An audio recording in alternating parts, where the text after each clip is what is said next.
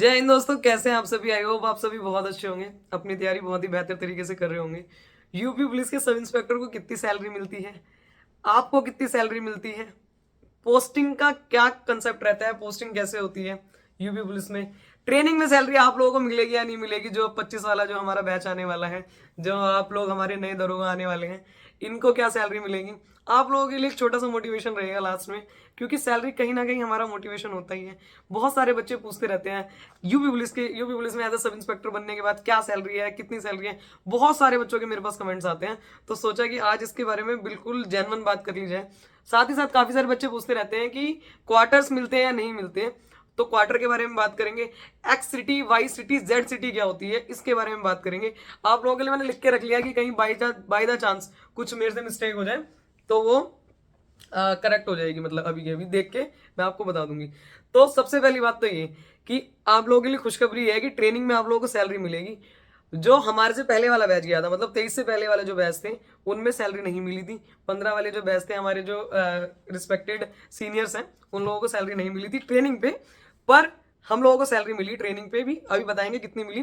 साथ ही साथ आप लोग जब आएंगे आप लोगों को भी सैलरी मिलेगी। तो इसलिए अच्छे से तैयारी करो, अच्छे से तैयारी करो, क्योंकि यही समय है तैयारी करने का। अगर आप लोग ये सोच रहे हैं कि जब फॉर्म आएंगे उस टाइम पे मैं तैयारी करूंगा, तो उस टाइम पे दोस्त कुछ नहीं हो पाता। उस टाइम पे सिर्फ आनंद फानंद में कभी इसका कोर्स खरीदोगे, कभी उसका कोर्स खरीदोगे, कुछ नहीं हो पाएगा। तैयारी तो अभी होएगी तुम्हारी, उस टाइम पे तो रिवीजन करोगे तुम, अगर तुम सही में तैयारी कर रहे होगे। और बहुत सारे बच्चे ऐसे हैं, मैं मतलब मुझे बाय नेम पता है, हमारे टेलीग्राम चैनल पे भी हैं।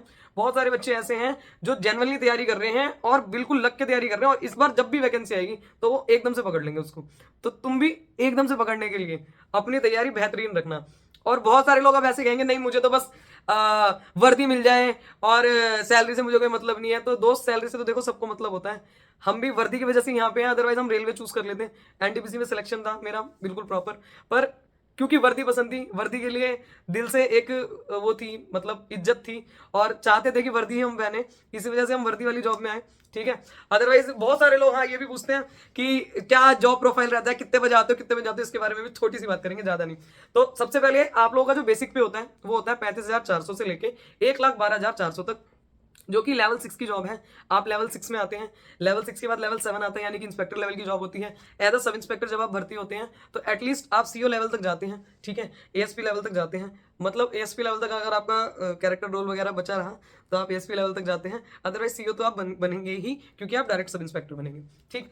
35,400 से लेके 1,12,400 आपका बेसिक पे होता है। इस बेसिक पे में काफी सारी चीजें जोड़ी जाती हैं, जैसे आपका डीए हो गया। डीए लगभग लगभग इस टाइम पे 4200 के करीब चल रहा है, तो 35,400 में आप 4200 रुपये और जोड़ दो। साथ ही साथ आपको एचआरए मिलता है। जैसे मेरी पोस्टिंग मथुरा में है, तो मुझे जेड सिटी के हिसाब से एचआरए मिलता है। लगभग हमारा 2200 के करीब एचआरए है। बहुत सारे मेरे जो फ्रेंड्स हैं, जैसे मेरी मेरी फ्रेंड है एक, वो अभी लखनऊ में पोस्टिंग है उसकी, तो उसको थोड़ा सा एचआरए ज़्यादा मिल रहा है, तो उसकी सैलरी ज़्यादा बनती है मेरे से।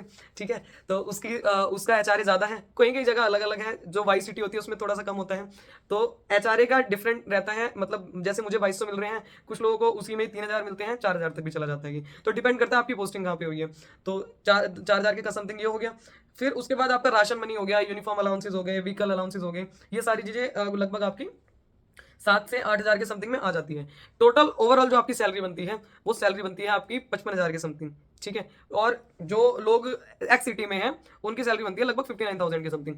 उसमें से 10% आपका एनपीएस में जाता है, यानी कि जैसे आपकी 56,000 सैलरी है सपोज, तो 5600 रुपए आपके सीधे सीधे चले गए एनपीएस में, जिसमें 14% सरकार डालती है। तो सरकार ने जोड़ा वो अलग चले गए, कट पिट के आपको ऑलमोस्ट 50,000 से ज्यादा सैलरी मिलेगी, 50,000 प्लस ही सैलरी मिलेगी। अगर ट्रेनिंग की हम लोग बात करें तो ट्रेनिंग में सैलरी आपको 46,000 के समथिंग मिलेगी। तो ये रहा आपका ओवरऑल सैलरी का। अब बात कर लिया अगर हम पोस्टिंग की, तो जिस भी जनपद से आप हैं उस जनपद के अगल बगल वाले जनपदों में भी आपकी पोस्टिंग नहीं हो सकती, एक रेंज में आपकी पोस्टिंग नहीं हो सकती। जैसे मैं मुजफ्फरनगर से हूं, मेरी रेंज होती है सहारनपुर, तो मेरी सहारनपुर के रेंज में कभी पोस्टिंग नहीं हो पाएगी, एक जिला छोड़ के। जैसे मुजफ्फरनगर के अगल बगल में बागपत हो गया, मेरठ हो गया, मेरी यहाँ पे पोस्टिंग नहीं हो सकती। एक जिला छोड़ के आपकी पोस्टिंग हो सकती है, नोएडा, गाजियाबाद, इन सब में जैसे यहाँ पे हो सकती है पोस्टिंग। तो यही कंसेप्ट रहता है पोस्टिंग का। बहुत सारे लोग पोस्टिंग को लेकर कंफ्यूज रहते हैं। जो सिपाही होते हैं उनकी अपने जिले को छोड़ के बाकी जिले में, बगल वाले जिले में हो सकती है पोस्टिंग, पर एज अ सब इंस्पेक्टर आप लोगों की पोस्टिंग ऐसे नहीं हो सकती। तो अच्छे से तैयारी करो, बढ़िया से मेहनत करो, क्योंकि ये जो जॉब है ये हर किसी को नहीं मिलती, और जिसको मिलती है उसे भी पता होता है कि उसे कैसे मिली है। हमें पता है कि हमने कैसे कैसे करके ली है, और हम जानते हैं कि आप लोग भी बहुत ज़्यादा मेहनत कर रहे हो। मुझे पता है आप लोग बहुत जी जान से तैयारी कर रहे हो, और हर बंदा तैयारी करता है। आपको सिर्फ एक ही मौका मिलेगा एज अ सब इंस्पेक्टर, उसके बाद आपकी एज निकल जाएगी, ठीक है। तो वो जो एक मौका है वो जाना नहीं चाहिए दोस्त, वो आपको लेके रहना है, ठीक है। आपको अच्छे से मेहनत करनी है। आप लोग जब अभी से मेहनत करेंगे, चांसेस हैं इस साल वैकेंसी आने के, इस साल 100% चांसेस है वैकेंसी आने के। ऑलमोस्ट मुझे ऐसा लग रहा है मई जून तक आपको कोई ना कोई खुशखबरी जरूर देखने को मिल जाएगी। तो अपनी तैयारी बेहतरीन रखो, बेहतर नहीं बेहतरीन रखो, ठीक है।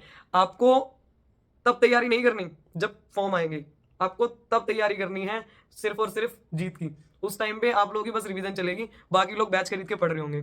आप लोग अभी से तैयारी करो, सारी चीजें चैनल पे अवेलेबल है। पॉलिटी कैसे पढ़नी है, मूल विधि कैसे पढ़नी है, हिंदी कैसे पढ़नी है, इंग्लिश इंग्लिश तो चलो आती नहीं, मैथ कैसे करनी है, रीजनिंग कैसे करनी है, सब कुछ बताया हुआ है। फिर भी अगर कुछ आपको डाउट रह रहा हो, कोई भी दिक्कत हो, कमेंट दें।